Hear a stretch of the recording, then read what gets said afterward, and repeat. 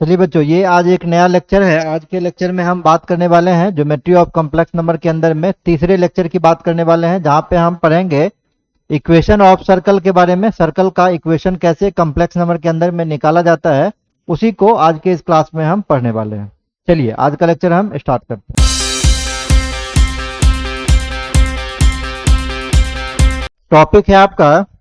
Topic है आपका equation of circle in a complex number. किसी भी कॉम्प्लेक्स नंबर के अंदर में सर्कल का इक्वेशन क्या होता है और कैसे उसके क्वेश्चंस को हम सॉल्व करते हैं, वही आज के इस लेक्चर में हम देखने वाले हैं। ठीक है, तो मान लीजिए बच्चों कि अगर सर्कल एक दिया हुआ है जिसका सेंटर जो है एक कॉम्प्लेक्स नंबर Z0 से हम लोग डिनोट करते हैं, और इस सर्कल के ऊपर में कोई एक पॉइंट है, मान लीजिए A पॉइंट है, और इसका जो कोऑर्डिनेट है वो Z है, और सर्कल का रेडियस अगर R दिया हुआ है, तब सर्कल का इक्वेशन क्या होगा। मान लेते हैं let P Z0 is the center and A Z is any point and R is the radius of circle, then equation of circle is defined by modulus Z minus Z0 is equal to R। इसी को हम लोग equation of circle के भी नाम से जानते हैं। कौन सा फॉर्मूला लगा रहे हैं यहाँ पे? डिस्टेंस फॉर्मूला लगा रहे हैं। तो इस दोनों पॉइंट के बीच का डिस्टेंस कितना होगा? Z माइनस Z0 का मॉडुलस, और उसी को हम लोग रेडियस के नाम से भी जानते हैं। तो ये जो बच्चों फॉर्मूला है Z माइनस Z0 बराबर R, ये आपका इक्वेशन ऑफ सर्कल का फॉर्मूला हो जाएगा। अब यहाँ से एक दो बात है आपको ध्यान रखना होगा। इफ Z0 इज ओरिजिन, कहने का क्या मतलब हुआ कि अगर सेंटर जो होगा आपका, सेंटर इज ओरिजिन, सेंटर आपका ओरिजिन होगा, देन इस केस में जो आपका इक्वेशन ऑफ सर्कल होगा इज क्या हो जाएगा? इक्वेशन ऑफ सर्कल हो जाएगा mod Z is equal to R, क्योंकि Z0 का वैल्यू 0 हो गया है ना। Z0 चूंकि आपका ओरिजिन है, ओरिजिन का जो कोऑर्डिनेट होता है वो 0,0 होता है, तो ये डायरेक्टली आपका मॉड Z का वैल्यू R हो जाएगा। जो दूसरा नंबर है बच्चों वो ये है कि Z माइनस Z0 का वैल्यू लेस देन होगा रेडियस से। कब होगा? जब जो वो पॉइंट माने हैं वो पॉइंट इनसाइड द सर्कल होगा। ये तब होगा जब point is inside the circle, circle के अंदर में पॉइंट होगा, तब ये लेस देन R होगा। अगर Z माइनस Z0 बराबर R, किस केस में ये R के बराबर है? हम लोग देख रहे हैं सर्कल के ऊपर में पॉइंट है, तो ये तब होगा जब point is on the circle. और अगला पॉइंट होगा Z माइनस Z0, ये बड़ा होगा रेडियस से। किस केस में होगा? Point is outside the circle. ये तीन कंडीशन यहाँ से है, तीनों कंडीशन को आपको याद रखना है। Z माइनस Z0 का वैल्यू छोटा होगा रेडियस से, है ना, तो ये क्या इंडिकेट करता है? जो पॉइंट होगा सर्कल के अंदर में ही एग्जिस्ट करेगा। अगर Z माइनस 0 का मॉडुलस R के बराबर होगा, तो ये बता रहा है कि पॉइंट जो होगा वो सर्कल के ऊपर में ही होगा, जैसा कि आप देख भी रहे हैं। तीसरा है Z माइनस Z0, ये ग्रेटर देन R होगा। ये क्या इंडिकेट कर रहा है? जो पॉइंट होगा वो आउटसाइड द सर्कल कहीं पे एग्जिस्ट करेगा। तो ये बातें भी आपको ध्यान में रखना होगा इसके अलावे। अब देखिए सर्कल का जो स्टैंडर्ड इक्वेशन है वो हम कैसे निकालते हैं। इक्वेशन ऑफ सर्कल इज, अभी हम क्या पढ़ रहे थे? इक्वेशन ऑफ सर्कल हम पढ़े Z minus Z0 is equal to R। तो हम क्या करते हैं? बोथ साइड स्क्वायरिंग कर देते हैं इसको, इक्वेशन को निकालने के लिए। बोथ साइडिंग स्क्वायरिंग जब कर देंगे तो कॉम्प्लेक्स नंबर चूंकि आप पढ़ के आए हुए हैं, वहां पे क्या फॉर्मूला इसका होता है? ये फॉर्मूला हो जाएगा Z minus Z0 into Z bar minus Z0 का bar is equal to R square. Complex number में फॉर्मूला हम जो बताए थे मॉडुलस का, उसी में ये प्रॉपर्टी आप पढ़े होंगे। अब मल्टीप्लाई कर देते हैं अगर, तो Z Z bar minus Z into Z zero का bar minus Z bar, Z zero minus minus plus हो जाएगा, जेड जीरो और जेड जीरो का bar is equal to R square. Clear. अब हम इसको ऐसे लिख सकते हैं क्या, Z Z bar plus Z into minus Z not का bar plus Z bar into Z zero plus Z into Z zero का बार। चलिए अभी लिख देते हैं, जेड इंटू जेड जीरो का बार इक्वल टू आर स्क्वायर। अब इसी इक्वेशन को पता है हम रिड्यूस करके कुछ लिख सकते हैं ऐसा, रिड्यूस करके इसी इक्वेशन को लिख सकते हैं A Z bar plus A bar Z plus mod Z zero का स्क्वायर माइनस आर स्क्वायर। क्या हम किए हैं यहाँ पे हम आपको एज्यूम कर लिए हैं where A is equal to Z not का मॉडुलस।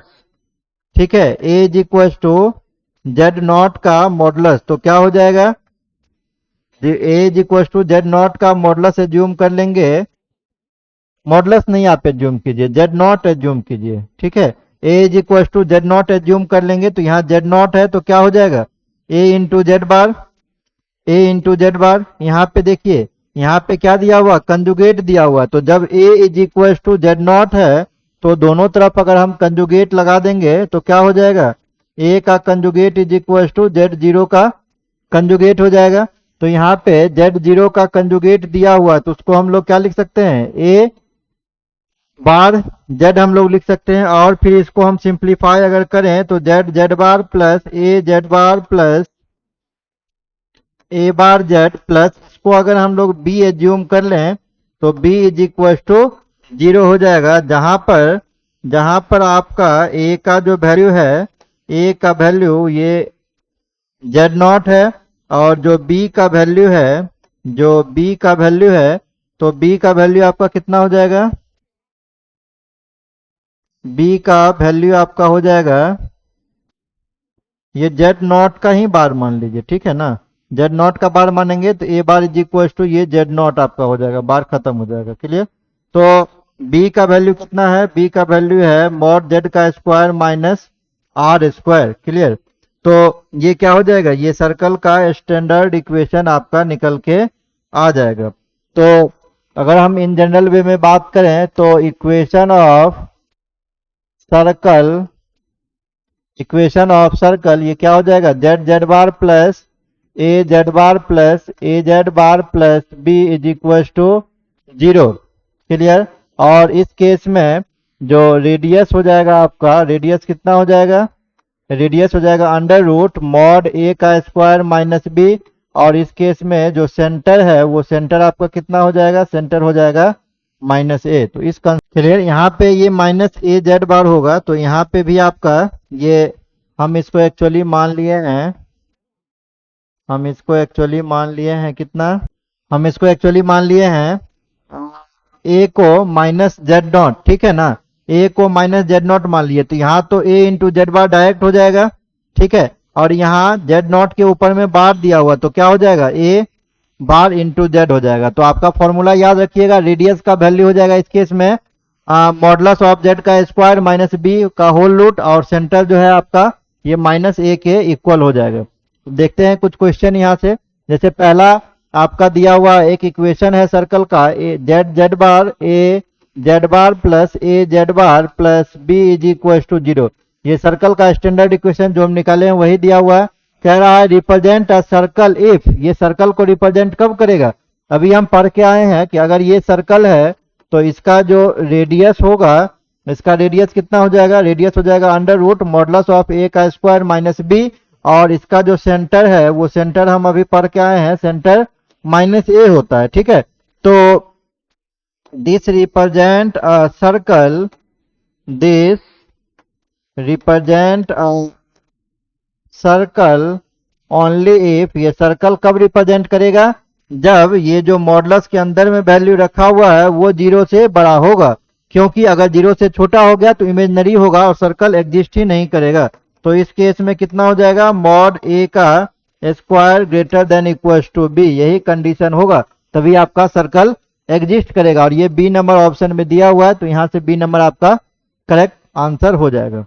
नेक्स्ट क्वेश्चन देखिए, नेक्स्ट क्वेश्चन है आपका, ये कह रहा है, नेक्स्ट क्वेश्चन कह रहा है Z Z bar plus 1 plus I into Z plus 1 plus I into Z bar minus 7 is equal to 0।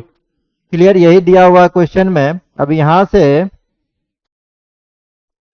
से देखिए एक चीज आपको करेक्ट करना होगा, करेक्ट ये करना होगा, जो ये इक्वेशन दिया हुआ है ये ठीक है, लेकिन यहाँ पे आपका जो क्वेश्चन है, क्वेश्चन में ये माइनस लिखा हुआ है। ठीक है, आप कहिए कैसे आपको समझ में आया सर माइनस लिखा हुआ है, तो इसीलिए हम कह रहे हैं कि माइनस यहाँ लिखा हुआ है।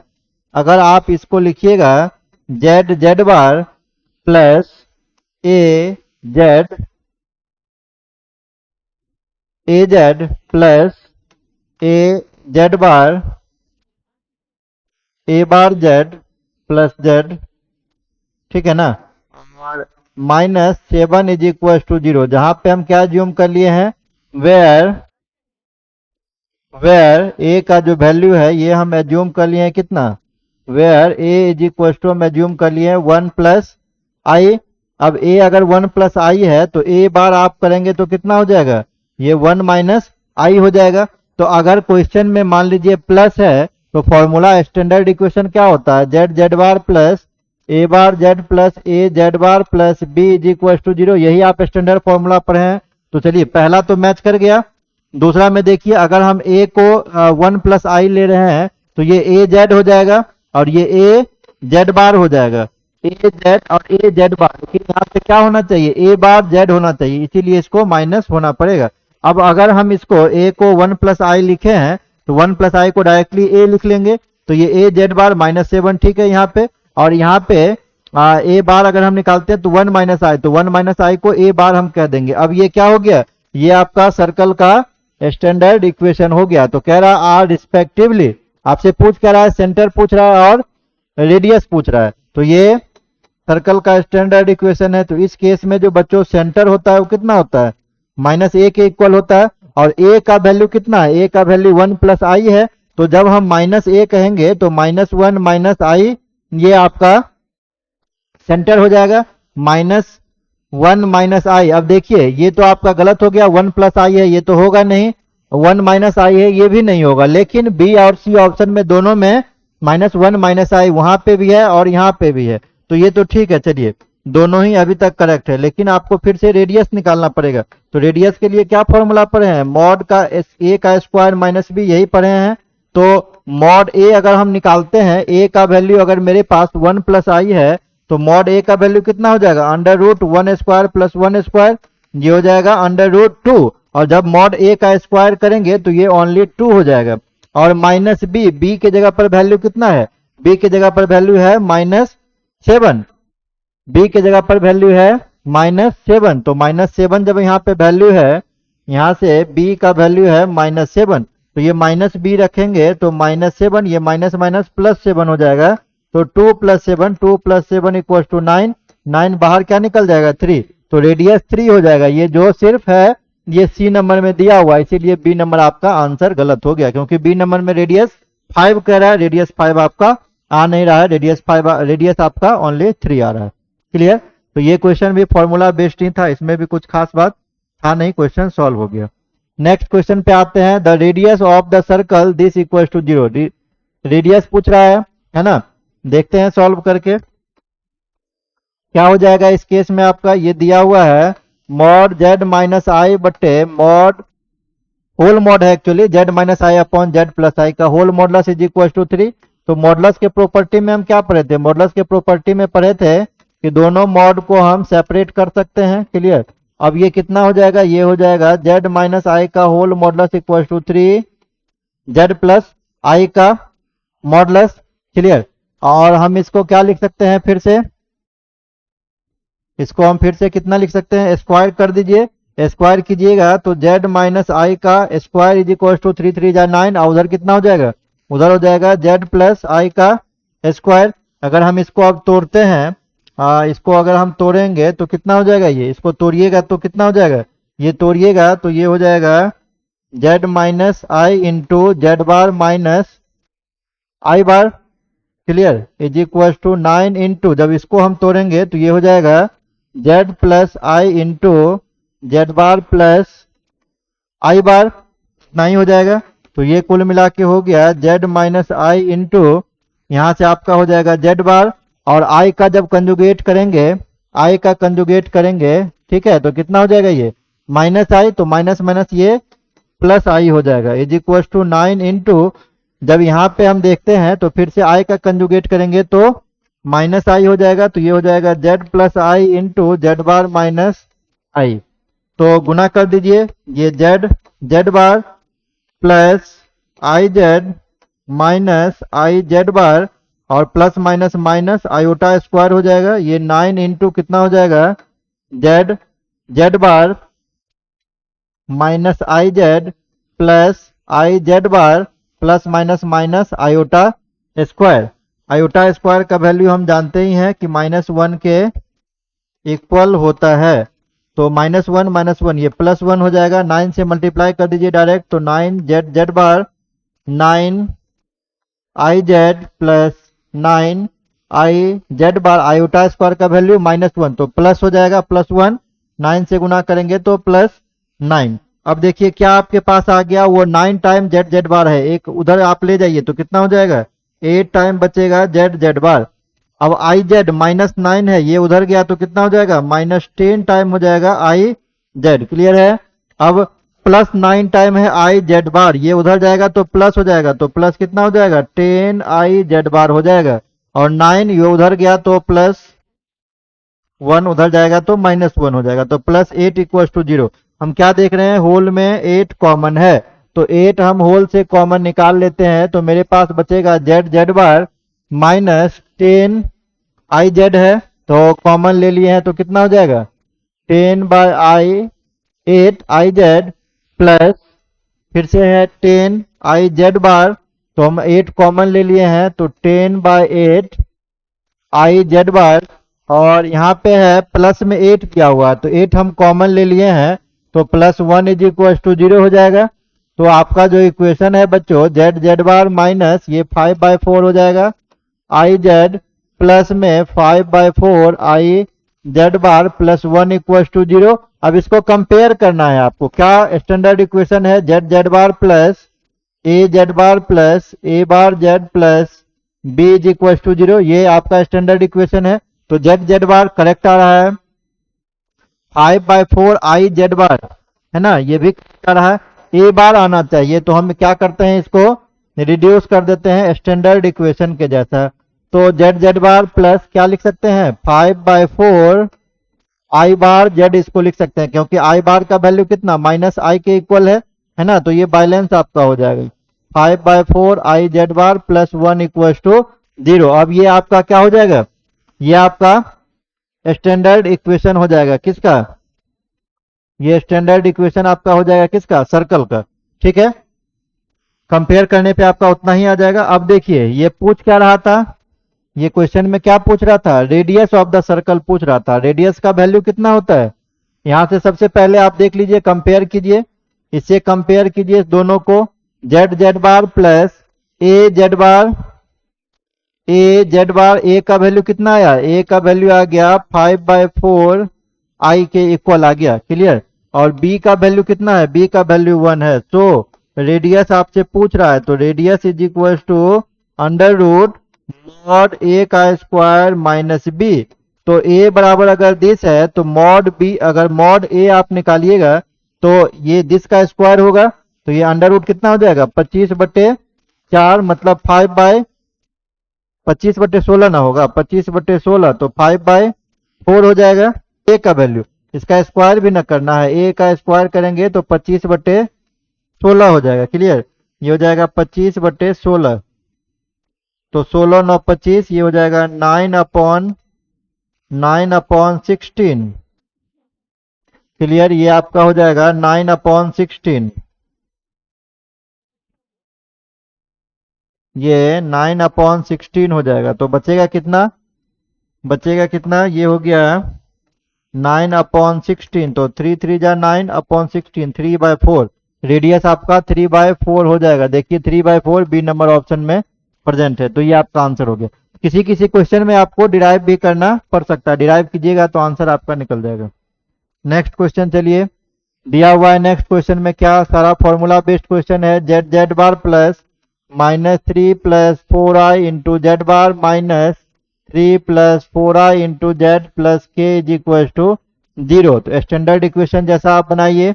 स्टैंडर्ड इक्वेशन जैसा अगर हम बनाएंगे तो कितना हो जाएगा, ये आपका हो जाएगा Z Z bar plus -3 plus 4i into Z bar, इसको प्लस आप लिख लीजिए, माइनस को आप अंदर ले जाइए, -3 minus 4i into Z plus K is equal to 0। अब देखिए यहाँ से हम मान लिए हैं कि जो a का वैल्यू है ये -3 प्लस 4i है।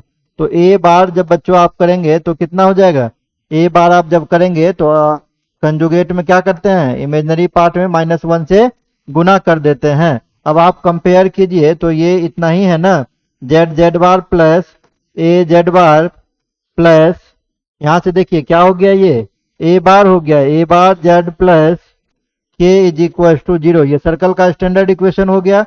और यहाँ से b का अगर हम वैल्यू निकालेंगे तो b का वैल्यू k के इक्वल दिया हुआ है। अब कह रहा है the set of values of k for which the equation represent a circle. अभी हम एक और क्वेश्चन ऐसा ही कर रहे थे, सर्कल कब रिप्रेजेंट करेगा, जब रेडियस का वैल्यू 0 से बड़ा होगा। और जब हम रेडियस का वैल्यू 0 से बड़ा करेंगे तो रेडियस इस केस में कितना हो जाएगा, मॉडुलस ऑफ a का स्क्वायर माइनस b। तो a है आपका -3 प्लस 4i, तो हम यहाँ से अगर मॉडुलस a करेंगे तो ये हो जाएगा अंडर रूट -3 का स्क्वायर करेंगे, -3 का स्क्वायर हो जाएगा कितना 9 है ना, प्लस 16, तो 16 9 25, ये हो जाएगा 5। ये मॉडुलस a हो गया। जब आप मॉडुलस a का स्क्वायर कीजिएगा तो कितना हो जाएगा, 25 हो जाएगा। ये हो गया 25 माइनस b का वैल्यू है k, ठीक है। तो ये 0 से बड़ा होना चाहिए और ये जब 0 से ग्रेटर देन इक्वल टू 0 होना चाहिए। और दोनों तरफ स्क्वायर कर दीजिए, इनइक्वालिटी सॉल्व कर लीजिए, तो k greater than equal to 0। तो यहाँ से क्या हो जाएगा, यहाँ से हो जाएगा k less than equal to 25। Clear, k less than equal to 25, मतलब इसको हम लिख सकते हैं k less than equal to 25। तो आपका k less than equal to 25, therefore ये k का जो वैल्यू बच्चों बिलोंग करेगा वो -∞ से 25 क्लोज इंटरवल के बीच में करेगा, जो ऑप्शन नंबर आपके फर्स्ट में ही प्रेजेंट है। तो ऑप्शन पहला ही आपका आंसर यहाँ से हो जाएगा, को नोट कर लीजिए। नेक्स्ट क्वेश्चन पे चलते हैं। नेक्स्ट क्वेश्चन में क्या दिया हुआ है, नेक्स्ट क्वेश्चन दिया हुआ है mod z is equal to 3 then the point representing complex number -1 plus 4z lie on. ये देखिए मॉडुलस z का वैल्यू 3 दिया हुआ है। अब यहाँ से हम क्या करेंगे, ये दिया हुआ है किस पे लाई करेगा, ये कम्प्लेक्स नंबर, इसको हम w के इक्वल मान लेते हैं, तो -1 प्लस 4z हो जाएगा। क्लियर, अगर हम यहाँ से w प्लस 1 निकालेंगे तो इधर भी +1 करेंगे तो ओनली 4z बचेगा। अब आप क्या कीजिए, दोनों तरफ मॉडुलस ले लीजिए, ठीक है। हम क्या कर रहे हैं, इसको सर्कल के इक्वेशन की तरह बना रहे हैं, है ना। तो ये हो जाएगा 4 mod z, तो 4 इंटू mod z, और mod z का वैल्यू कितना दिया हुआ है, 3 दिया हुआ है, तो ये 12 हो जाएगा। क्लियर, अब ये सर्कल का इक्वेशन हो गया। जो अभी आप सर्कल का इक्वेशन पढ़ रहे थे ना, z minus z0 is equal to r, represent a circle with centre 0 z0 and radius r। तो यहाँ पे क्या रिप्रेजेंट कर रहा है कि दिस सर्कल रिप्रेजेंट करेगा, देयरफॉर सेंटर इज कितना हो जाएगा, सेंटर इस केस में -1, 0 हो जाएगा, नहीं होगा। इसको आप तोड़ लीजिए, इसको जब तोड़िएगा तो कितना हो जाएगा, इसी को हम लिख सकते हैं ओमेगा प्लस 1 प्लस 0 इंटू आई लिख सकते हैं। और फॉर्मूला आपका माइनस है, तो इसको फॉर्मूला की तरह अगर लिखना चाहें तो ये कितना हो जाएगा, इज इक्वल टू आर है, तो ये हो जाएगा omega -1 plus 0 into i is equal to r. तो अब ये सेंटर कितना हो जाएगा, उसका सेंटर हो जाएगा उसका -1, 0, क्योंकि x का वैल्यू -1 है, y का वैल्यू 0 है, इसलिए सेंटर दिस हो गया। एंड रेडियस इस केस में कितना हो जाएगा, क्लियरली हमको दिख रहा है, रेडियस कितना दिख रहा है, क्लियरली 12 आपको दिख रहा है। अब देखिए क्या पूछ रहा है क्वेश्चन में, वो आप टिक कर दीजिए, लाई ऑन अ है ना। ये तो सर्कल पे लाई कर रहा है, क्लियर सी बात है, ये सर्कल पर ही लाई कर रहा है, क्योंकि ये जो इक्वेशन है वो सर्कल का इक्वेशन को ही रिप्रेजेंट कर रहा है, तो आंसर आपका सर्कल हो जाएगा। क्लियर, ये फिनिश हो गया। तो यहीं तक था आपका सर्कल का इक्वेशन। आज के क्लास में हम डिस्कस किए सर्कल का इक्वेशन को हम कैसे रिप्रेजेंट करते हैं, और वहां से हम कुछ क्वेश्चंस को भी डिस्कस किए। आई थिंक आपको ये सारा लेक्चर क्लियर हो रहा होगा, और अगर आपको लेक्चर पसंद आ रहा है तो प्लीज वीडियो को शेयर एंड लाइक सब्सक्राइब जरूर करके जाएं। आपसे नेक्स्ट लेक्चर में मिलते हैं एक नए लेक्चर के साथ। Thank you.